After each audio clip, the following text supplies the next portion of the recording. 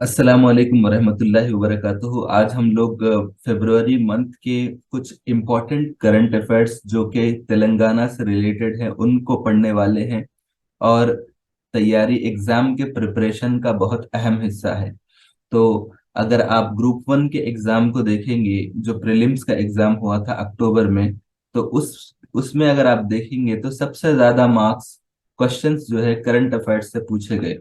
तो current affairs की तैयारी हमारे एंटायर प्रिपरेशन का सबसे अहम तरीन हिस्सा है। तो उस हिसाब से हम देखें तो एक दो बातें मैं आपको इसके इम्पोर्टेंस में बताना चाह रहा हूँ कि ये टीएसपीएससी के जितने एग्जाम्स हैं वो सब, उसमें सबसे ज्यादा जो है, जितने भी अब तक मैं जितने एग्जाम्स लिखा उसमें जो है करंट अफेयर्स की बहुत ज्यादा अहमियत है इस एग्जाम पैटर्न में। इसके अलावा अगर आपको अच्छा स्कोर करना है तो करंट अफेयर्स को आप नजरअंदाज नहीं कर सकते। और मैं प्रीलिम्स की बात बता रहा हूँ, प्रीलिम्स में 30 से 35 सवाल सिर्फ करंट अफेयर्स से रिलेटेड पूछे गए। इसके अलावा करंट अफेयर्स की मदद से अगर आप इंडियन पॉलिटी को पढ़ रहे, जैसा कि कोई सुप्रीम कोर्ट का फैसला आ गया, या कोई यूनियन कैबिनेट का कोई फैसला हुआ, या कुछ एक स्कीम का ऐलान हुआ, तो आप उसको जब पढ़ेंगे डिटेल में तो इससे आप जो है हर एक सब्जेक्ट पे, करंट सोशल इश्यूज पे, इलेक्शन रिफॉर्म्स पे, इकोनॉमिक इश्यूज पे, और नेशनल इंटरेस्ट और इंटरनेशनल रिलेशंस से रिलेटेड जो भी करंट अफेयर्स पढ़ेंगे आप, आपको उस सब्जेक्ट पे भी क्लैरिटी खुद ब खुद पैदा होती। ठीक है, बस फर्क क्या है कि इधर करंट अफेयर्स को पढ़ना, इधर जो है इंडिया, जब सुप्रीम कोर्ट का कोई फैसला आता तो उस सुप्रीम कोर्ट के फैसले को भी पढ़ना करंट अफेयर्स के तहत, और साथ में जो है उसके दूसरे एस्पेक्ट्स को भी पढ़ना कि सुप्रीम कोर्ट क्या है, उसकी इंडियन पॉलिटी में क्या अहमियत है। इस तरह कोई स्कीम आई तो उसको किस डिपार्टमेंट की तरफ से उसको लॉन्च किया गया, तो ये सारी चीजें इंटरलिंक जब आप करेंगे तो आपके सब्जेक्ट की भी तैयारी अच्छे से हो जाती। तो फर्स्ट हम आज के करंट अफेयर्स में जो फर्स्ट चीज है वो फरवरी मंथ के 6 तारीख को जो बजट पेश किया गया उस पे हम लोग बात करेंगे। तो तेलंगाना गवर्नमेंट का जो बजट है, एक मैसिव बजट है, 2,90,000 करोड़ रुपए। ये एक सबसे बड़ा बजट आप बोल सकते। ये बजट को हमारे फाइनेंस मिनिस्टर, क्या नाम है उनका, हरीश राव है, उन्होंने एक मैसिव बजट, मैसिव मतलब हरीश। तेलंगाना जैसा स्टेट जो जब 2014 में जब बना था तो उसका बजट 1 लाख करोड़ था, तो आज 3 लाख करोड़ हो गया, यानी यानी उसका डबल हो गया। यानी 1 लाख करोड़ से 3 लाख करोड़ रुपए का बजट तेलंगाना गवर्नमेंट का हो गया। तो इतना बड़ा बजट है 8-9 साल के अंदर। तो इट्स अ ग्रेट प्रोग्रेस। तो तेलंगाना गवर्नमेंट का जो बजट पेश किए, हरीश राव पेश किए, तो इसमें दो तीन बातें मैं आप लोगों को बताना चाह रहा हूँ कि बजट क्या होता। बजट मतलब कि अब पैसा है तो पेश कर दिए, नहीं। बजट का मतलब अगले साल हम लोगों को फला फला जगह से इतनी आमदनी आती और हम लोग फला फला स्कीम पे इतना पैसा खर्च करेंगे। तो budget is nothing but planning, कि हम अगले महीने इतने पैसे आएंगे तो हम वो पैसे यहाँ यहाँ देंगे। अगले उसके बाद मई के महीने में इतने पैसे आएंगे, मतलब महीनावारी नहीं रहता, बट एक प्लान रहता, एनुअल प्लान रहता कि अप्रैल से लेके हम लोग अगले साल के मार्च तक जो जो भी हम लोग करने वाले हैं, जहां से भी हम लोग आमदनी आने वाली है, जहां भी हम लोग खर्च करने वाले हैं, इन सब के बारे में एक जो financial statement, annual financial financial statements, यानी सालाना माली मामलात का जो बयानिया रहता उसको हम लोग बजट बोलते हैं। तो वो बजट जो है उसको बजट बोलते हैं। तो पैसा आने के बाद नहीं, बल्कि जो आने का रहता उसको भी जो है जहन में रखते हुए जो जो जो डिपार्टमेंटल एलोकेशन रहता उसको बजट बोलते हैं। तो कुछ बातें हैं इस साल के बजट में जो सबसे ज्यादा एलोकेशंस हैं, मेजर एलोकेशंस, वो रैतु बंधु स्कीम के लिए है। ठीक है, ये किसानों से रिलेटेड स्कीम है। फिर इसी तरह उसके बाद जो सबसे बड़ा स्कीम है इनका, दलित दलित लोगों को 10, एक फैमिली को 10 लाख रुपए देने की स्कीम है। तो इसी तरह 118 हलकों में हर एक हलके में 1100 लोगों को देने का इरादा है ये लोग। यानी 1100 मतलब एक एक फैमिली को जो है 10 लाख रुपए देके उनको एम्पावर करने का। और इसी तरह डबल बेडरूम 2 BHK स्कीम है, इसमें जो है 7,890 करोड़। इसी तरह पल्ले प्रगति, ये जो है, जो दीही इलाके है वहां पर साफ सुथरी साफ साफ सफाई के काम, और वहां पर जो गंदगी रहती उस गंदगी को हटाना, रोडों को बनाना, इसी तरह वहां पर टॉयलेट्स बनाना वहां पर, मतलब जो दीही इलाकों के जो तरक्कियाती जो काम होते हैं वो सब एक स्कीम है, ये भी गवर्नमेंट की। इस स्कीम के लिए इतने पैसे। इसी तरह शहरों के तरक्की का काम है, जहां पर सैनिटेशन वगैरह हर चीज आती। इंशाल्लाह हम लोग आगे जो है एक एक स्कीम पे एक एक वीडियो भी बनाने वाला हूं, तो हम लोग बाद में पढ़ेंगे। तो बस एलोकेशन जहन में रखिए, रईतु बीमा, किसानों को इंश्योरेंस का स्कीम 1500 करोड़ रुपए। इसी तरह इरिगेशन डिपार्टमेंट, ये 26,000 करोड़ रुपए। इसी तरह एक खास बात ये है कि जो न्यू रिक्रूटमेंट्स हो रहे, ये जितने ग्रुप 1 के ग्रुप 2 के, तो इसमें जो सैलरीज वगैरह देते हैं एम्प्लॉयज को, उसके लिए 1,000 करोड़ रुपए। तो बहरहाल ये मेजर एलोकेशंस हैं। ठीक है। और पैसा आता कहाँ से? तो रेवेन्यू रिसिप्ट्स, मतलब जो हुकूमत को अपने इनकम से आते हैं, वो 2,16,000 करोड़ रुपए हुकूमत के अपने पैसे रहते हैं, मतलब उनके खुद की आमदनी रहती। और इसमें से अ, जो टैक्स लगाते हुए जो गवर्नमेंट पैसे वसूल करती, वो ये है, जो डायरेक्ट टैक्स के जरिए। फिर इसके अलावा नॉन टैक्स रेवेन्यू 22,000 करोड़। तो नॉन टैक्स रेवेन्यू मतलब वो पैसा जो बगैर टैक्स लगाया आता। तो कैसा आ रहा आजकल? तेलंगाना गवर्नमेंट क्या कर रही, जितने गवर्नमेंट लैंड्स है वो बेचना शुरू कर रही। आप उर्दू पेपर देखेंगे, इंग्लिश पेपर देखेंगे, तो आपको मालूम होना चाहिए अभी गवर्नमेंट क्या कर रही। नलगोंडा, रंगारेड्डी डिस्ट्रिक्ट, महबूब नगर, यहाँ पर क्या कर रही, गवर्नमेंट लैंड्स बेच रही। जमीन को गवर्नमेंट खुद बेच रही, बेच के क्या कर रही, अपने जरूरतों को पूरा कर रही। तो ये नॉन टैक्स रेवेन्यू है। इस तरह दूसरे सोर्सेस भी रहते नॉन टैक्स रेवेन्यू के। नॉन टैक्स रेवेन्यू में जो आप लोग मी सेवा में पैसे पे करते, और TSPSC को जो आप 100-200 रुपए एग्जाम फीस पे करते, ये भी नॉन टैक्स रेवेन्यू में आता। ठीक है। तो इसके अलावा क्या है कि गवर्नमेंट, सेंट्रल गवर्नमेंट के जो टैक्सेस रहते उसमें से स्टेट का शेयर कितना है? 21,000 करोड़।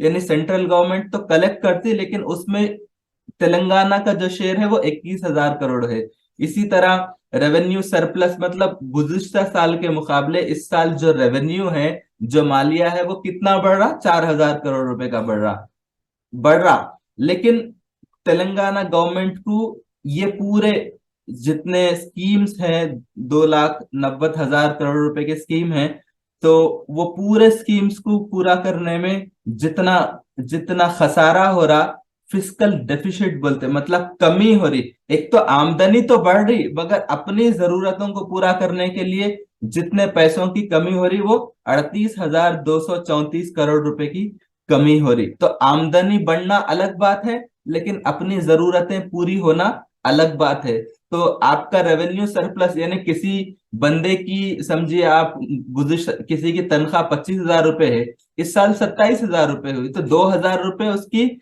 रेवेन्यू सरप्लस है, लेकिन उसकी जरूरतें 35,000 रुपए की है। तो अब उसको क्या है कि और 8,000 रुपए, 8,000 रुपए उसका फिस्कल डेफिसिट रहता। तो आमदनी बढ़ना एक अलग बात है, लेकिन अपने जरूरतों को पूरा करने में जो डेफिसिट रहता, ये होना एक अलग बात है। तो ये दोनों को समझिए। इंशाल्लाह हम लोग, अभी तो तेलंगाना इकोनॉमी के कुछ क्लासेस हुए, जैसे जैसे आगे बढ़ेंगे हम लोग ये सारी चीजें भी हम लोग कवर करेंगे। तो ये बात याद रखिए। अब एक और चीज है बजट से रिलेटेड, और एक छोटी सी बात ये है कि तेलंगाना गवर्नमेंट 2014 और 15 का जो बजट है उसमें, और 2023 और 24 का जो बजट है इसमें, आप देखिए थोड़ा सा फर्क। ये तेलुगु में है, लेकिन इंशाल्लाह मैं आप लोगों को ज्यादा मुश्किल नहीं होंगी। तो क्योंकि मैं ये आर्टिकल इंग्लिश पेपर में भी देखने की कोशिश किया था, लेकिन नहीं मिला मेरे को। तो व्यवसाय मतलब एग्रीकल्चर डिपार्टमेंट है। तो जब 2015-16 का जो बजट है, उस वक्त 8,000 करोड़ रुपए एलोकेट करे थे, लेकिन अभी जो है उसका बजट 32,000 करोड़ रुपए हो गया। ठीक है, तो इतना फर्क आ गया। इसी तरह इरिगेशन डिपार्टमेंट का बजट जब 11,000 करोड़ रुपए था, और अब देखिए कितना हो गया। यानी एक 8 साल में तेलंगाना गवर्नमेंट का एलोकेशन है वो कितना बढ़ रहा, वो आप देखिए। ग्रामीण अभिवृद्धि मतलब विलेज डेवलपमेंट बोल सकते हैं आप। अ, वो जो है 9,000 करोड़ था अभी। उसका मतलब आप देख लीजिए कितना एलोकेशन में फर्क है। बाद में आपको मैं ये पीपीटी शेयर कर दूंगा पीडीएफ में। ठीक है, इसी तरह स्पोर्ट्स का 100 करोड़ था, अभी 1,000 करोड़ हो गया। इसी तरह इंडस्ट्रीज का बजट 1,000 करोड़ था, अब 4,000 करोड़ हो गया। तो आप देखिए, एक और चीज बताना चाह रहा हूं कि जितने डिपार्टमेंट्स है उसमें सबसे ज्यादा पैसा जो है आपके किसको दिए, फाइनेंस डिपार्टमेंट को दिए, 49,749 करोड़। कोई बता सकते इतना बजट, फाइनेंस डिपार्टमेंट का बजट इतना ज्यादा क्यों रहता? कोई बता सकते क्यों फाइनेंस डिपार्टमेंट का बजट इतना बढ़ के है? आखिर इतना पैसा कहाँ जाता?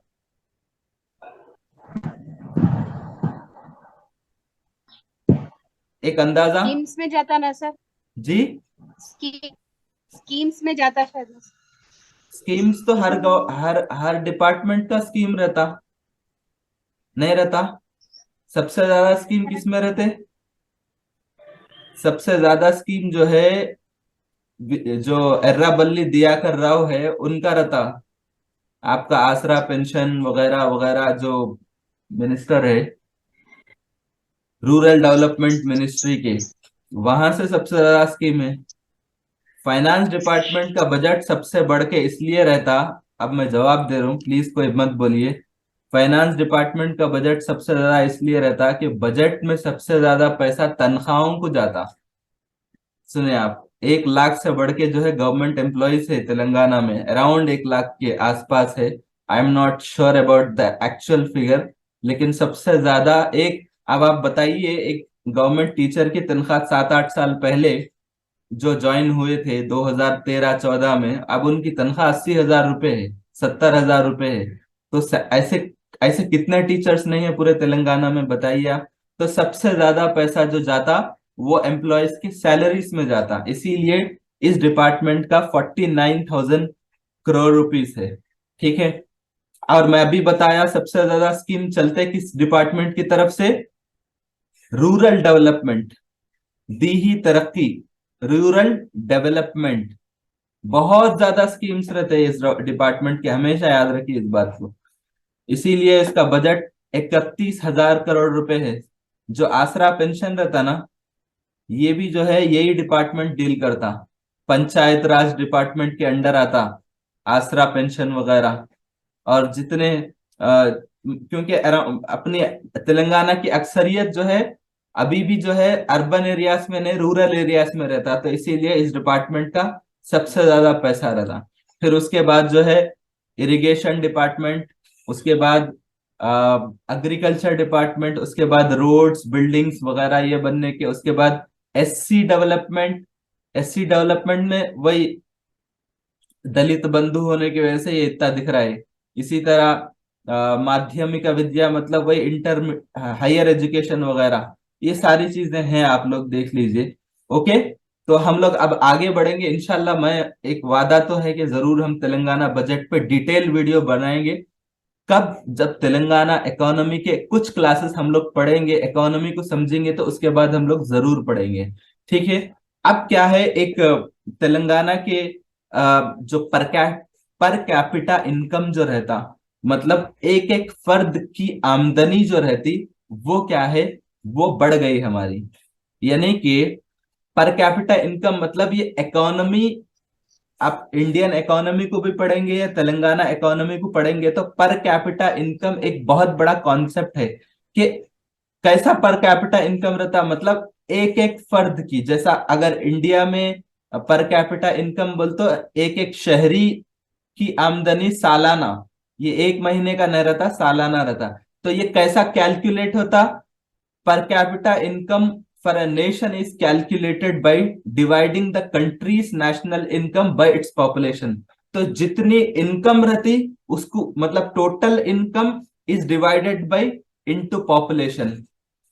तो जितना इंडिया का इनकम रहता उसको जो है जितने भी रहते 140 करोड़ जो भी फिगर रहता उसमें क्या करते डिस्ट्रीब्यूट करके जो है नेशनल इनकम को काउंट करते। लेकिन स्टेट का भी पर कैपिटा इनकम रहता जितनी हमारी हमारा जो ग्रोथ रहता जितना हमारा इनकम रहता ग्रोथ नहीं जितना इनकम रहता वो डिवाइडेड बाय टोटल पॉपुलेशन। तो हमारा अभी कितना पर कैपिटा इनकम हो रहा 3,17,115 रुपए। अच्छा ये कौन बोले ये जो है हमारे स्टेट के जो गवर्नर हैं उन्होंने अपने स्पीच में बजट स्पीच में बोले थे। तेलंगाना स्टेट के जो गवर्नर हैं वो उन्होंने अपने बजट स्पीच में बोले थे कि तेलंगाना और ये हमेशा हर बजट से पहले गवर्नर के स्पीच में कुछ इंपॉर्टेंट फिगर्स नंबरात बताए जाते तो उसके तहत ये बताया गया।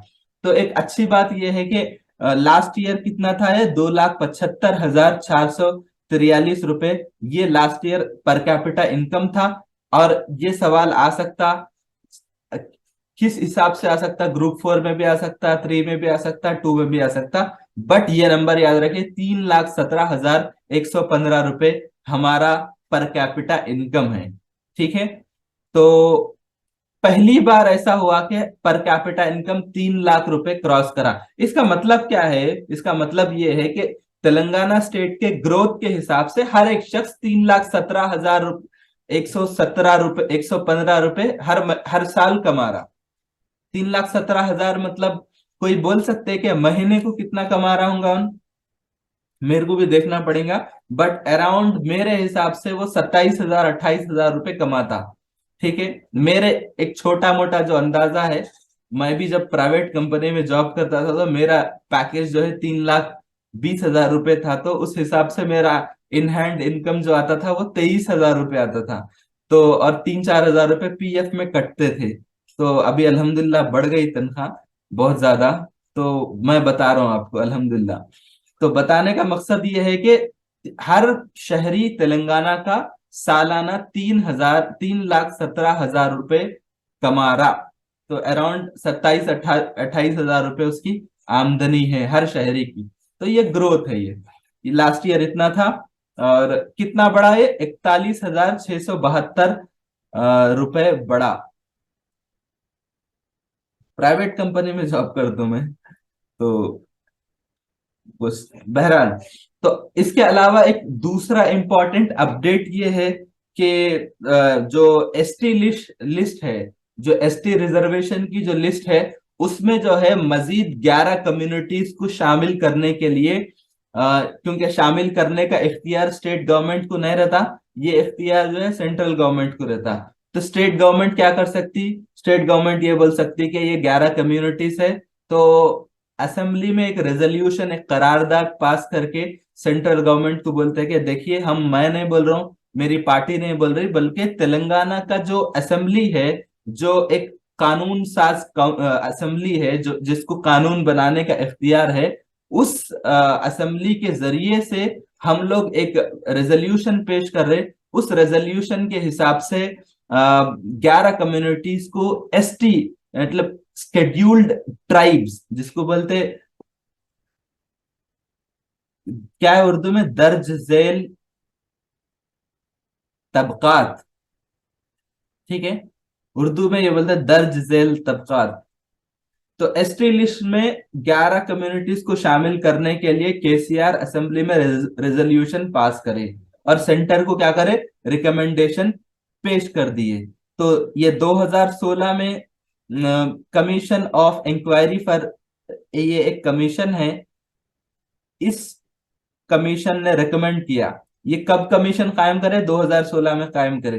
तो अब रिकमेंडेशन आया उसका कि वाल्मीकि बोया बहुत मशहूर है ये लोग वाल्मीकि इसी तरह बेदार किरातका ये सारे जो लोग कम्युनिटीज हैं इनको जो है एसटी लिस्ट में शामिल करने का एक रिकमेंडेशन पेश किया गया। ये सेंटर को सबमिट तो करे थे बट इस पे कोई रेस्पॉन्स नहीं आया था। जी, तो आयमन ये बता रहे कि हर महीने को 26,400 करोड़ रुपए की इनकम होती है। जी, मैं वही बताया, 26-27 हजार रुपए अराउंड आसपास। तो उस हिसाब से ओके। चलो शुक्रिया। अब क्या है, एक इम्पोर्टेंट अपडेट है। इम्पोर्टेंट अपडेट क्या है कि तेलंगाना में जो इरिगेशन सिस्टम है, इसका मुताला करने के लिए, इसको स्टडी करने के लिए पंजाब के चीफ मिनिस्टर तेलंगाना आए थे फरवरी के महीने में। तो पंजाब के चीफ मिनिस्टर जो अभी पंजाब में नई गवर्नमेंट बनी, कांग्रेस की हुकूमत खत्म हो गई तो आम आदमी पार्टी की हुकूमत बनी, तो भगवंत मान उसके चीफ मिनिस्टर बने। और आपको मालूम होना चाहिए पंजाब क्यों आए। आपको मैं एक बैकग्राउंड बता रहा हूँ कि पंजाब जो है एग्रीकल्चरल स्टेट है। मैं पंजाब गया था, सरहंद बोल के एक प्लेस पे 2017 में। माशाल्लाह इतना खूबसूरत है। वहां पर एग्रीकल्चर इतना खूबसूरत है, वहां इतने जरखेज जमीनें हैं। लेकिन वहां पर क्या है कि इतना गेहूं इतना उगाते और चावल इतना उगाते कि वहां पर अभी पानी का मसला बहुत ज्यादा चल रहा है। लेकिन वैसे पंजाब बहुत खूबसूरत है एग्रीकल्चर। तो वहां चीफ मिनिस्टर आए, तो मैं ये सब इसलिए सुनाया, वहां पर पानी का मसला चल रहा। तो उन्होंने क्या करे, ये जो चीफ मिनिस्टर है उन्होंने आए, आके जो है जो पानी से रिलेटेड, जो इरिगेशन है, आबपाशी से रिलेटेड फैसिलिटीज है, उसको स्टडी करने के लिए आए थे। तो भगवंत मान जो है कालेश्वरम लिफ्ट इरिगेशन प्रोजेक्ट, इसका दौरा किए। और इसके अलावा सिद्दीपेट में जो चेक डैम है, चेक डैम आप समझते हैं ना, चेक डैम मतलब जो तालाब या नदी, छोटी नदियां रहते, उसका पानी जो नाले के शक्ल में बहता है तो चेक डैम बना देते। ऐसा जो ये पिक्चर में दिख रहा ना, ये एक तरह से चेक डैम है। ये चेक डैम क्या करते हैं, ये पानी का जो फ्लो रहता है ना, इसको कम करने के लिए बनाते, ताकि क्या है जो पानी का वेस्टेज है, ज्यादा फ्लो आने से क्या है कि आसपास के इलाकों में पानी बह जाता। तो चेक डैम, चेक मतलब रोकना, और एक डैम रहता वो, ऐसा पानी बहता फिर चेक डैम बनाते फिर। और आगे जाने का चेक डैम, जहां का पानी वहां पर मतलब स्लोली फ्लो करना। तो ये बहुत इंपॉर्टेंट इरिगेशन में जो है, इसको हम आगे पढ़ेंगे चेक डैम क्या रहता। बट इतना याद रखिए कि कालेश्वरम लिफ्ट इरिगेशन प्रोजेक्ट का दौरा किए, और सिद्दीपेट में चेक डैम का भी दौरा किए। और इस मौके पे भगवंत मान जो चीफ मिनिस्टर ऑफ पंजाब है, उन्होंने जो गवर्नमेंट की जो कोशिश है, किस मामले में, supplying water upland bye lifting Godavari river water under Kaleshwaram project. तो कालेश्वरम प्रोजेक्ट को जो लिफ्ट के जरिए निकाल के एक जगह से जो दूसरी जगह मुंतकिल करते हुए जो वाटर सप्लाई है, ये जो कोशिशें हैं इसको उन्होंने सराहा है। और उन्होंने ये भी बोला कि जो रिजर्वायर्स है तेलंगाना में, इसी तरह जो चेक डैम है, इसकी मदद से जो ग्राउंड वाटर लेवल है, जो जेर जमीन पानी है, ये भी, इसका लेवल भी जो है इम्प्रूव होगा। और वो वजह क्या है जो मैं बताया कि अभी पंजाब में क्या है कि बहुत ज्यादा पानी कम हो गया, वहां पर ग्राउंड वाटर जो है वो कम होता जा रहा है। तो उनका मकसद ये है कि ग्राउंड वाटर को बढ़ाने के लिए क्या कर सकते, चेक डैम का जो सिस्टम है इसको बना सकते, और इसके अलावा लिफ्ट इरिगेशन प्रोजेक्ट्स भी काफी मदद कर सकते उनके एग्रीकल्चरल नीड्स को पूरा करने के लिए। तो उन्होंने स्टडी करने के लिए आए। अब एक चीज है, जो तेलंगाना में गवर्नमेंट की स्कीम है कंटी वेलुगु के नाम से। कंटी वेलुगु का मतलब ये है कि एक स्कीम है जो साल 2018 में जो हमारी तेलंगाना गवर्नमेंट है, जब वो शुरू करे थे। आप देखे होंगे आपके तेलंगाना के हर डिस्ट्रिक्ट्स में इसकी बहुत ज्यादा प्रमोशन किया गया। तो 2 महीनों के अंदर शुरू करे, 170 लाख अफराद की तशखीस हुई, मतलब उनकी जांच की गई, उनके आंखों का मुआयना किया गया। और इस स्कीम का मकसद क्या है, आपको बता रहा हूं, avoidable blindness free of Telangana. ठीक है, इस लफ्ज को आप समझिए, अवॉइडेबल ब्लाइंडनेस का मतलब यह है कि काबिल जिस जिस क्या बोलते हैं, जिस नाबीनाई का जिस इलाज किया जा सकता। एक बच्चा पैदा होता पैदाइशी तौर पे नाबीना, तो वो अवॉइडेबल नहीं है। लेकिन एक बंदा ऐसा रहता पैदा तो होता, बट उसका मुनासिब वक्त पे अगर आप ट्रीटमेंट करेंगे, या कोई बड़े आदमी है उनका अगर मुनासिब वक्त पे आप ट्रीटमेंट करेंगे तो अवॉइडेबल ब्लाइंडनेस है, जिनके ब्लाइंडनेस को रोका जा सकता, तो वो blindness, avoidable blindness free of Telangana करना। क्योंकि जो पहले से ब्लाइंड रहता उसको तो हम कुछ नहीं कर सकते, लेकिन जिसका मुनासिब वक्त पे इलाज करते हुए हम अवॉइड कर सकते, वो करने का एक मकसद है, एक अच्छा स्कीम है। तो कंटी वेलगू का अभी क्या है, सेकंड फेज चल रहा है। फर्स्ट फेज कब शुरू हुआ, 2018 में शुरू हुआ 15 अगस्त को। अभी सेकंड फेज चल रहा, और शुरू करे से 2 महीनों के अंदर 70 लाख अफराद की तशखीस की गई। और कितने लोकेशंस में हुआ है, 16,000 लोकेशंस में हुआ। और ये 100 दिन लगे इसको, मतलब ये 2 महीने बोल रहे हैं, लेकिन ये 70 लाख में अभी एक 5-6 दिन का फिगर है, ये अपडेट करके मैं आपको बता रहा हूं मैं। ठीक है, तो ये 2 महीने नहीं है, ये 100 दिन है ये। ठीक है, ये अपडेटेड है ये फिगर। पहले 50 लाख था, लेकिन जब मैं 2-3 दिन पहले न्यूज में देखा तो इसको 70 लाख कर दिया। तो ये क्या है, वर्ल्ड लार्जेस्ट फ्री आई स्क्रीनिंग इनिशिएटिव। ये दुनिया का सबसे बड़ा जो है आंखें आंखों के मुआयने का एक कोशिश है ये। ठीक है, तो इस स्कीम के तहत क्या होता है कि बेसिक आई स्क्रीनिंग टेस्ट होते, जो भी आंखों के मुआयने के टेस्ट होते, इसके अलावा रीडिंग ग्लासेस तकसीम करते, और दूसरे आंखों से मुताल्लका जो अमराज रहते उसको उसकी तशखीस होती। और इसके अलावा जो है, जो प्रिस्क्रिप्शन ग्लासेस रहते वो भी जो है गवर्नमेंट मुफ्त में तकसीम करती। ठीक है, दुंडीगल पुलिस स्टेशन है, उसको जो है बेस्ट पुलिस स्टेशन का अवार्ड मिला। ठीक है, ये कौन दिए अवार्ड, सबसे पहले ये बात याद रखिए कि 2022 का बेस्ट पुलिस स्टेशन का अवार्ड दुंडीगल पुलिस स्टेशन को मिला। ये कहां पर है, ये साइबर आबाद पुलिस कमिश्नरेट में है, हैदराबाद शहर के मुजाफात में मौजूद है। और यहाँ पर सबसे बड़ा एयरफोर्स एकेडमी भी मौजूद है तेलंगाना गवर्नमेंट का। आई थिंक गवर्नमेंट का नहीं, ये सेंट्रल गवर्नमेंट का है शायद। बहरहाल एयरफोर्स एकेडमी है, तेलंगाना गवर्नमेंट का नहीं, ये मरकजी हुकूमत का। तो दुंडिगल बहुत मशहूर है उस हिसाब से। और ये कौन अवार्ड पेश करे, मिनिस्ट्री ऑफ होम अफेयर्स, मरकजी हुकूमत के वजारत दाखिला, जो अमित शाह जिसके सरबराह है, उनकी मिनिस्ट्री ने ये अवार्ड पेश किया। किसका, कौन सा, सर्टिफिकेट ऑफ एक्सेलेंस ये अवार्ड पेश किया गया है। ठीक है, तो ये हमारे डीजीपी है अंजनी कुमार। तो ये आप याद रखिए। अब क्या है, एक लेटेस्ट है ये, बिल्कुल मार्च का भी आप करंट अफेयर्स बोल सकते हैं, ये फरवरी का भी करंट अफेयर्स है ये, लेकिन ये दोनों का मिक्स करंट अफेयर है। तो क्या है, एक, आप एप्पल आईफोन आप सुने होंगे, एप्पल आईफोन।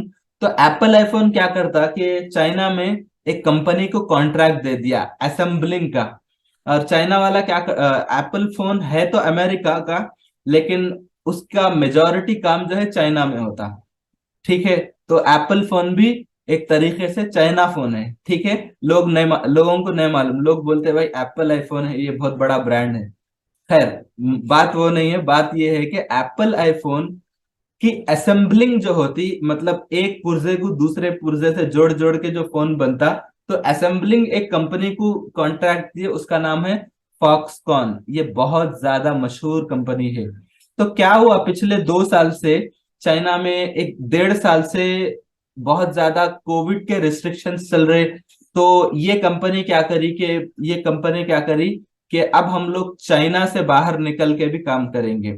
ये हालांकि चाइनीज कंपनी है, लेकिन इनका प्लान ये है कि अब हम लोग चाइना पे नहीं, अपने आप को बढ़ाना है, आगे बढ़ना है, तो हम थोड़ा सा बाहर भी इन्वेस्ट करेंगे। तो तेलंगाना गवर्नमेंट क्या करी, इस अपॉर्चुनिटी को बहुत अहम समझ के क्या करे, इस कंपनी के पीछे लग गए थे 1 साल से। तो अब क्या करे, ये कंपनी के जो सीईओ है वो तेलंगाना आए थे, चीफ मिनिस्टर से भी मुलाकात किए थे। तो अब क्या है कि ये न्यू इलेक्ट्रॉनिक मैन्युफैक्चरिंग का जो सेंटर है ये तेलंगाना में खोलेंगे बोल के बाजाब्ता एक लेटर लिख के चीफ मिनिस्टर के नाम पे भेजे थे। तो फॉक्सकॉन क्या है, बेसिकली एक ताइवानीज कंपनी है। ताइवान अलग है, चाइना नहीं है, लेकिन चाइना के बाजू में है, उन दोनों के क्लैशेस होते हैं। तो बेसिकली चाइना ने, ताइवान की कंपनी है, लेकिन चाइना में इसके प्लांट्स है बहुत ज्यादा। तो ये इलेक्ट्रॉनिक्स कंपनी है। तो उसने ये बताया एक लेटर में कि वो लोग अपनी एक फैक्ट्री बनाएंगे। कहां पर? कोंगरा कलान, ये रंगारेड्डी डिस्ट्रिक्ट में है। ठीक है, तेलंगाना के कोंगर कलान में एक अपनी एक फैक्ट्री बनाएंगे। तो ये कौन बोला? उस ग्रुप के जो चेयरमैन है, सीईओ ने, चेयरमैन यूंग लियू, इन्होंने एक लेटर लिखा चीफ मिनिस्टर के नाम पे और बताया कि हमारा कमिटमेंट है, हमारा वादा है कि हम लोग एक मैन्युफैक्चरिंग फैसिलिटी बनाएंगे। तो सीएमओ ने इस बात की इत्तला दी। सीएमओ मतलब चीफ मिनिस्टर ऑफिस। ठीक है। तो और इन लोगों ने प्रगति भवन में मुलाकात भी किए थे, चंद दिन पहले की बात है, मार्च 2 को। इसलिए मैं बोला ये फरवरी और मार्च का मिक्सअप करंट अफेयर्स है। तो इस वक्त ये इत्तेफाक हुआ कि फॉक्सकॉन जो कंपनी है वो जो है इलेक्ट्रॉनिक मैन्युफैक्चरिंग फैसिलिटी तेलंगाना में खोलेगी। लेकिन खास बात क्या है, मैं आपको बता रहा हूं कि इससे 1 लाख लोगों को नौकरी मिलने वाली है। ये सबसे खास बात है कि it will give potential over 1 lakh people. Potential मतलब इतनी, इस फैक्ट्री में इतनी ऐसा बन सकता, मुमकिन है, मुमकिन की बात है ये। बट 1 लाख लोगों को जॉब अगर मिल सकता तो ये बहुत अच्छी बात है। फॉक्सकॉन क्या है? आईफोन असेंबलर है। आईफोन की जो अलग अलग पुर्जे रहते हैं उसको जो है जोड़ने वाली कंपनी फॉक्सकॉन है। ठीक है। बाय द वे, जो आईफोन के कैमरा बनाने वाली कंपनी है वो सैमसंग है। सैमसंग का खुद का भी फोन है, लेकिन आईफोन का कैमरा बनाने का कॉन्ट्रैक्ट सैमसंग के पास है। और कोई बता सकते सैमसंग किस मुल्क की कंपनी है? कोई बता सकते? साउथ कोरियन कंपनी है। ठीक है, कोरियन कंपनी। कोरियन नहीं, साउथ कोरिया। ठीक है, कोरिया में भी दो है। एक किम किम जोंग उन बोल के एक सरफिरा है, हमेशा मिसाइल टेस्ट करता, तो वो नॉर्थ कोरिया है। ये जो है साउथ कोरिया है, जो बहुत ज्यादा इकोनॉमिकली, टेक्नोलॉजी में बहुत ज्यादा आगे है। ठीक है, तो कोरिया मत बोलिए, साउथ कोरिया बोलिए। ठीक है।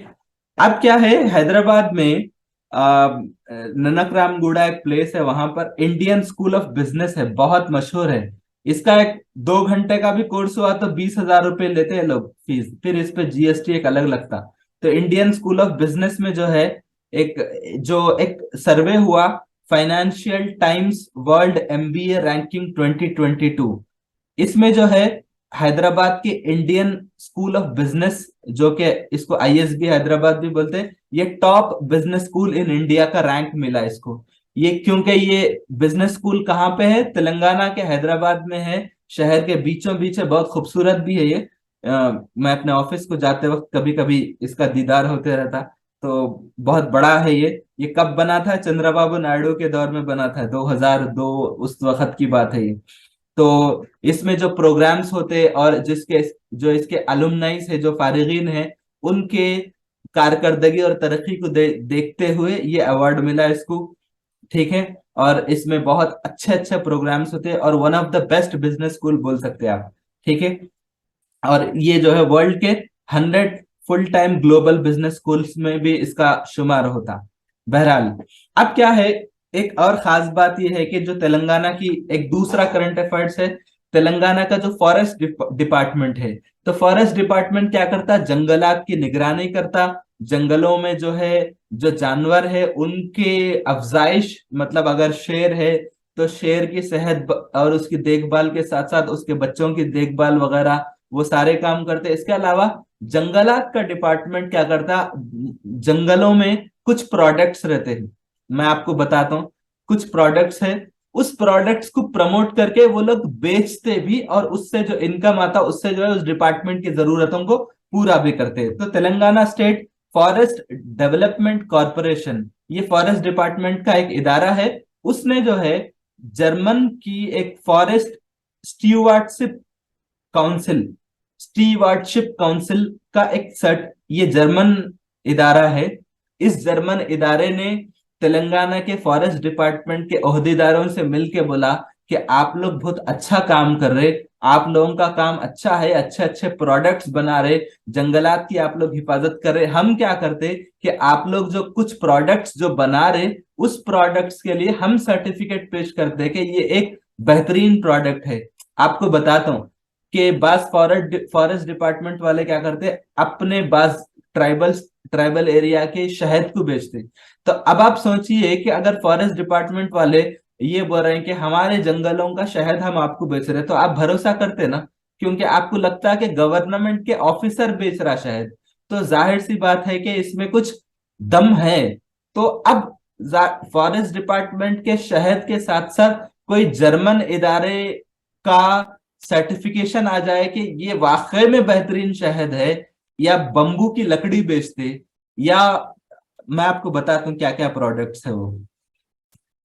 नेचुरल बम्बू है, इसी तरह जो नट्स रहते, नट्स नट्स तो आप समझते हैं ना, नट खाने की चीज है। और इसके अलावा राउंड वुड, जो गोल लकड़ी रहती, देखिए जो गोल, इसका कई जगह इस्तेमाल करते गोल लकड़ी। तो ये तीन चीजों के लिए आइंदा आने वाले 5 सालों के लिए जर्मन की फॉरेस्ट स्टीवर्डशिप काउंसिल है, इन्होंने अपना सर्टिफिकेट दिया। तो इससे क्या होता कि ब्रांड इमेज बनता Telangana state forest development corporation का इंटरनेशनल लेवल पे। इसके अलावा जो फॉरेस्ट डेवलपमेंट कॉरपोरेशन क्या है, कई दवाओं के दरख्त उगाते, आपको मालूम होना चाहिए फॉरेस्ट डिपार्टमेंट क्या करता। मैं खुद हैदराबाद के मोइनाबाद में गया था, तो एक ऐसा मैं मतलब वो भी फॉरेस्ट डिपार्टमेंट का ही उन ऑफिसर है, तो मैं उनसे कभी कभी साल में 2-3 बार मिलने जाता हूँ मैं। तो एक बार जो है मेरे को कुछ मशरूब दिए थे वहां के फॉरेस्ट डिपार्टमेंट के पत्तों का। मैं वो मशरूब पिया तो बिल्कुल ऐसा लगा सीने में जो है एक सीना, मतलब चेस्ट में एक इंशरा, मतलब खांसी वगैरह दूर होने की कैफियत, और अंदर से फ्रेश महसूस हुआ था मेरे को। तो बोले हम सिर्फ पत्ते और गुड़ का इस्तेमाल करते हुए बना है। तो वहां पर कई मेडिसिनल प्लांट्स भी मिलते। तो फॉरेस्ट डेवलपमेंट कॉरपोरेशन क्या करता कि मेडिसिन के प्लांट्स को उगाता, बम्बू उगाता, टेक जो बोलते सागवान की लकड़ी, इसी तरह मैंगो ट्रीज उगाता, और वो ट्रीज और प्लांट्स को बेचते भी वो लोग। ये 75 एकड़ में है स्टेट में, तो ये सारे काम ये फॉरेस्ट डिपार्टमेंट वाले करते। तो ये क्या है, ये जर्मन कंपनी है, फॉरेस्ट स्टीवर्डशिप काउंसिल, और international non profit private company है, 1993 में कायम किया गया। तो इसका काम क्या है, वर्ल्ड्स फॉरेस्ट वया टिम्बर सर्टिफिकेशन। तो ये वर्ल्ड लेवल पे, इंटरनेशनल लेवल पे सागवान और उसके रिलेटेड चीजों के लिए सर्टिफिकेशन इश्यू करते हैं लोग, ठीक है। इसके अलावा अब देखिए एक इंटरनेशनल लेवल पे जो जो लोग हैदराबाद के हैं उनको मुबारक। तो बोलने का मकसद ये है कि एक बहुत इंटरनेशनल लेवल का इदारा है ऑक्सफोर्ड इकोनॉमिक्स। ऑक्सफोर्ड की डिक्शनरी तो तकरीबन स्टूडेंट्स के पास तो होंगी। तो ऑक्सफोर्ड इकोनॉमिक्स बोल के एक इदारा है, ऑक्सफोर्ड यूनिवर्सिटी लंदन का। तो ये इदारा क्या करता कि ये इदारा क्या करता, इंटरनेशनल लेवल पे जो बड़े बड़े शहर है उनके काम को देखता, और क्या करता, फोरकास्टिंग। फोरकास्टिंग मतलब पेश कयासी, मतलब ये बोलते कि ये शहर बहुत अच्छा काम कर रहा, और अगले 25 साल में ये शहर बहुत बड़ा नाम कमाने वाला है, या ये शहर का बड़ा नाम होने वाला है। तो ऑक्सफोर्ड इकोनॉमिक्स क्या करता, फोरकास्टिंग करता, और इकोनोमेट्रिक एनालिसिस करता है। जो इकोनॉमी से रिलेटेड जो मैट्रिक्स है उनका उनका तज्जिया वगैरह करके फोरकास्ट करता है कि ये शहर बहुत आगे बढ़ेगा, या ये इलाका और आगे बढ़ेगा इन टर्म्स ऑफ इकोनॉमिक। तो क्या बोला ऑक्सफोर्ड इकोनॉमिक्स के, Hyderabad is projected to beat up cities like Bangkok, Shanghai, Beijing, Hong Kong and Tokyo. कब तक, यानी आने वाले दिनों में हैदराबाद जो है इन शहरों को पीछे करने वाला है, ठीक है। तो इसमें तो ये जो रिपोर्ट है इसमें हैदराबाद के साथ बेंगलुरु भी है, ठीक है। तो ये लोग बहुत अच्छा काम करने वाले हैं। बैंकॉक कहाँ पे, थाईलैंड में है, शांघाई चाइना में, बीजिंग चाइना में है, हांगकांग भी जो है, हांगकांग अलग है, चाइना में नहीं है, ठीक है। और टोक्यो कहाँ पे है, जापान में है। तो ये शहरों को पीछे करने वाला है, तो ये एक अच्छी बात है। और ये ऑक्सफोर्ड इकोनॉमिक्स का रिपोर्ट है, ये एक बहुत इंटरनेशनल स्टैंडर्ड का रिपोर्ट है ये। अब एक और करंट अफेयर है, जो आईटीसी कंपनी है, बहुत मशहूर है ये, इनके काफी आशीर्वाद आटा और जो सनफीस्ट बिस्किट ये सब ये लोग बनाते। तो ये फर्स्ट टाइम क्या करे, 450 करोड़ रुपए से अपना food manufacturing and logistic facility को खोले। कहाँ पे खोले ये लोग? मनोहराबाद गांव, जिला मेदक में खोले।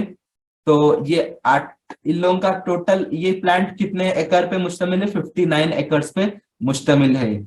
और ये क्या करता है ये फैसिलिटी के, इनके जो प्रोडक्ट्स है आईटीसी के, जैसा कि बिस्किट, चिप, नूडल्स वगैरह बनाते हैं ये लोग। तो ये क्या करते, ये लोग यहाँ से, पहले तो ये कहीं और से आता है, लेकिन अभी जो यहाँ प्लांट खोल दिए तो चूंकि तेलंगाना भर में इसको सप्लाई करने में उनको आसानी हो जाती, तो उस हिसाब से। तो वैसे इनके सनफीस्ट और आशीर्वाद इस कंपनी के मशहूर है। अभी तो 450 करोड़ रुपए से फैसिलिटी खोले, लेकिन इनका गोल ये है कि 800 करोड़ रुपए से जो है सेकंड फेज में 800 करोड़ रुपए टोटल मिला के हम आगे करने वाले हैं, मतलब दूसरे मरहले में। ओके, बाय द वे आप लोगों को समझ में आ रहा है या नहीं आ रहा? इज इट क्लियर और नॉट? आ रहा सर, आ रहा, अच्छा समझ में आ रहा। ठीक है, अल्हम्दुलिल्लाह सर। बस म्यूट कर दीजिए, म्यूट कर दीजिए। और दो चार है, बहुत ज्यादा इंपॉर्टेंट है। इसी तरह एक तेलंगाना का एक करंट अफेयर है। Justice A Gopal Reddy is now TAFRC chairman बने थे। तो कौन है? पहले तो ये मालूम होना चाहिए कि TAFRC क्या है। Telangana admission and fee regulatory committee. इसका मतलब खुद साफ है कि जो फीस को रेगुलेट करना है, अगर ये रेगुलेशन नहीं रहा तो प्राइवेट कॉलेजेस और स्कूल्स वाले क्या करते, 50,000 रुपए एक महीने में भी लेते अपनी मर्जी से, मनमानी को रोकने के लिए। तेलंगाना गवर्नमेंट साल 2015 में एक जियो लाई थी। किस लिए जियो है? कि admission and fee regulatory committee, इस जियो 160 किस डिपार्टमेंट की तरफ से लाया गया? हायर एजुकेशन डिपार्टमेंट की तरफ से लाया गया। किस लिए लाया गया? To regulate the admissions and fix the fee structure for private and unaided professional colleges in the state of Telangana. तो प्राइवेट और अनएडेड जो प्रोफेशनल कॉलेजेस है, उसमें जो फीस को रेगुलेट करने के लिए जो इदारा है, ये जो कमेटी है, इसके नए चेयरमैन है जस्टिस ए गोपाल रेड्डी। ये इन्हों कौन है? रिटायर्ड हाई कोर्ट जज है, इनको जो है मुकर्रर करे थे। तो इस पूरे कमेटी में कौन कौन रहते हैं? तो प्रिंसिपल सेक्रेटरी रहते एजुकेशन डिपार्टमेंट के और हेल्थ डिपार्टमेंट के भी। इसके अलावा मेडिकल फैमिली वेलफेयर डिपार्टमेंट के जो प्रिंसिपल सेक्रेटरी है, वो भी बतौर मेंबर रहते हैं इसकी। ठीक है, तो अपडेट यही है कि जस्टिस ए गोपाल रेड्डी जो है इसके चेयरमैन बने थे। अब क्या है, एक चीज लोगों से अगर पूछा जाए हैदराबाद मशहूर किस लिए है, तो बाज लोग बोलते हैं हैदराबाद चार मीनार से मशहूर है, हैदराबाद बिरयानी से मशहूर है, हैदराबाद हलीम से मशहूर है। तो जिनके जहन में सिर्फ इतना है, याद रखिए हैदराबाद में स्टेप वेल्स, स्टेप वेल मतलब वो बौली जो जिसमें सीढ़ियां रहते। अब ये बौली है, ठीक है, ये बौली है और ये सीढ़ियां हैं, ये सीढ़ी, ये सब सीढ़ियों से उतरते हुए एक दौर था, लोग जो है अपने सीढ़ियों से उतरते हुए बौलियों से पानी वगैरह लेते थे। ये हैदराबाद के कल्चर का हिस्सा था ये। तो ये हैदराबाद की तहजीब और सकाफत का हिस्सा है। तो एक हैदराबाद डिजाइन फोरम एक मशहूर इदारा है, ठीक है। तो हैदराबाद डिजाइन फोरम जो है ये क्या करने वाला है कि हैदराबाद में और तेलंगाना में जो स्टेप वेल्स है, जो सीढ़ियों, जिसमें वो बौली जिसमें सीढ़ियां रहते, उस पे स्टडी करने वाले हैं ये लोग। तो ये लोग क्या कर रहे हैं? डॉक्यूमेंटेशन कर रहे हैं उसका, मतलब उसकी दस्तावेजी काम कर रहे हैं कि कितने बौलियां हैं, वो किस हालत में है, क्या वो कब्जा हो गए या नहीं हो गए, क्या क्या उनके हालात है और कल्चरली उसकी क्या अहमियत है, उसका सर्वे करेंगे, फोटोग्राफ्स लेंगे और उसके बारे में लोगों से ओरल इंटरव्यू लेंगे। ठीक है, तो हैदराबाद डिजाइन फोरम किसके साथ एग्रीमेंट हुआ? HMDA, Hyderabad metropolitan development authority, इसके साथ इनका एग्रीमेंट हुआ। और ये हैदराबाद डिजाइन फोरम क्या है? गिल्ड ऑफ प्रैक्टिसिंग डिजाइनर्स है। मतलब जो लोग डिजाइनिंग मतलब वो ग्राफिक डिजाइनिंग नहीं, बल्कि डिजाइनिंग जो प्रॉपर्टीज और स्ट्रक्चर की जो डिजाइनिंग करते, उनके जो ग्रुप है, ये वो लोग ये काम कर रहे हैं। तो क्या है कि तेलंगाना में तेलंगाना और हैदराबाद में मिला के मतलब टोटल स्टेट में 110 ऐसे बौलियां हैं जो 1000 से 2000 साल पुराने हैं। ये पुराने कल्चर का हिस्सा है। और ये क्या है, सोशियो रिलीजियस और agrarian lifes of medieval Telangana. तो मेडिवल तेलंगाना जो काकतीय के दौर के बाद से जो कुतुबशाही दौर तक चला था, मेडिवल दौर किसके दौर से चला था? बहमनी सल्तनत से पहले काकतीय का दौर था। ठीक है, याद रखिए, काकतीय के दौर से लेके बहमनी दौर, कुतुबशाही दौर, ये दौर में जो है सोशल, मजहबी और ज़िरई एतबार से ये जो बोलियां हैं जिसमें सीढ़ियां रहते, इनकी बड़ी अहमियत है। तो ये लोग क्या करने वाले हैं, डॉक्यूमेंटेशन करने वाले हैं। ठीक है, ठीक है, अभी मेरी आवाज क्लियर है? तो बहरहाल ये बोलना है चाह रहा हूं कि हैदराबाद डिजाइन फोरम वाले क्या करने वाले हैं कि हैदराबाद के जो बौलियां हैं उस बौलियों पे ये लोग स्टडी करने वाले हैं। और ये लोग बाजाब्ता इस बारे में HMDA जो हैदराबाद मेट्रोपॉलिटन डेवलपमेंट अथॉरिटी है, इनके साथ एग्रीमेंट किए। तो अब ये लोग क्या करने वाले हैं कि मई 2023 में, अगले 3 महीने में, ये लोग क्या करने वाले हैं, the forgotten step wells of Telangana, इसके नाम से एक डॉक्यूमेंट भी जारी करने वाले हैं। तो ये वाटर बॉडीज जो एक वक्त में जो जेरे जमीन पानी है इसको इम्प्रूव करने में बहुत ज्यादा अहम रोल प्ले किए थे। हम लोग आगे हिस्ट्री के पार्ट में इस बात को पढ़ेंगे। और साथ में एक चीज ये भी बता देना चाह रहा हूँ, ये बंसीलाल पेट का, ये बंसीलाल पेट आप जानते होंगे, बंसीलाल पेट का ये आपको दिख रहा है, ये बंसीलाल पेट का जो है ये एक स्टेप वेल है, ये बहुत मशहूर है। ये 2022 के दिसंबर में इसका इफ्तिताह करे थे। ये कुआं, एक तालाब है ये, ठीक है, सिकंदराबाद के बंसीलाल पेट में मौजूद है। इसका इफ्तिताह तेलंगाना की गवर्नमेंट की तरफ से किया गया। अब लास्ट 2 करंट अफेयर्स है, लास्ट 2 है हमारे पास। एक पूरे एशिया के सबसे बड़ा लाइफ साइंसेस और health care event bio Asia, ये जो है बायो एशिया, तो ये एशिया का सबसे बड़ा लाइफ साइंसेस का जो इवेंट है ये जो है हैदराबाद में हुआ था।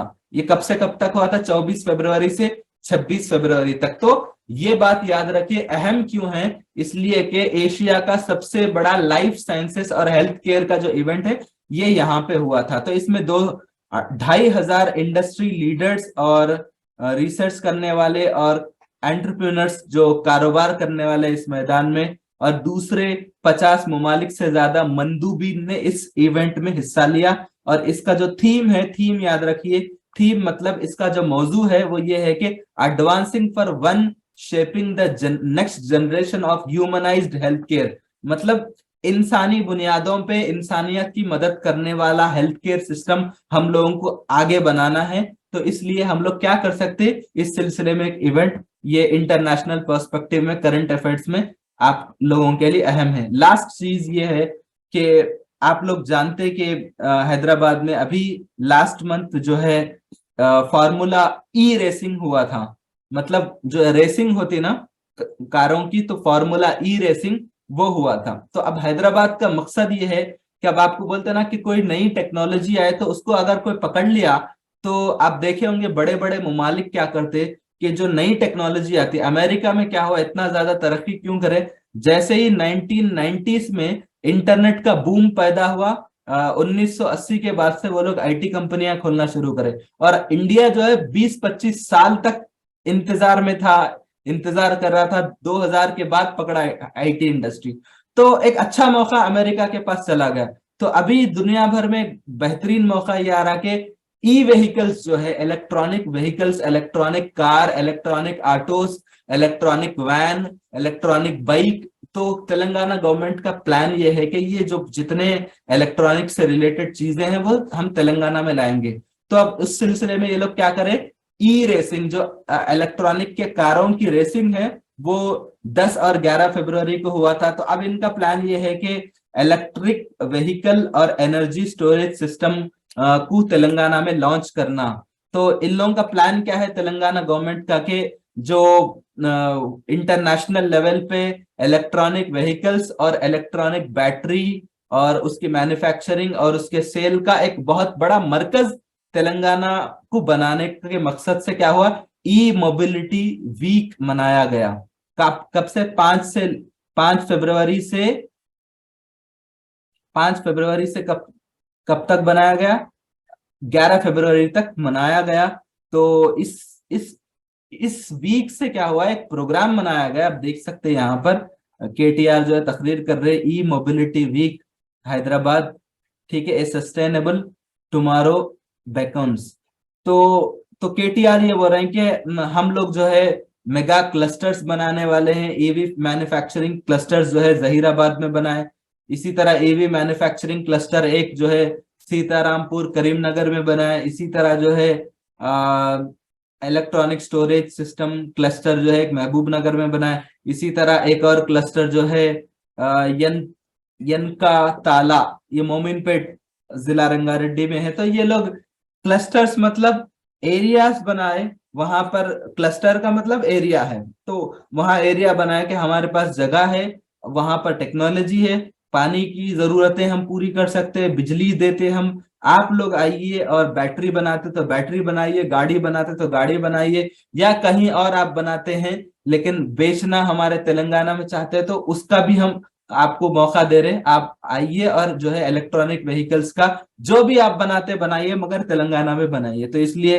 करीमनगर, महबूब नगर और जहीराबाद, रंगारेड्डी में ये लोग खोले। तो क्या करते हैं ये लोग के बेहतरीन, तो इन लोगों की कोशिश ये है कि बेहतरीन इंफ्रास्ट्रक्चर की सहूलत ये लोग फराहम करना चाह रहे हैं। तो हमारे करंट अफेयर्स खत्म हो गए यहाँ पर, ठीक है।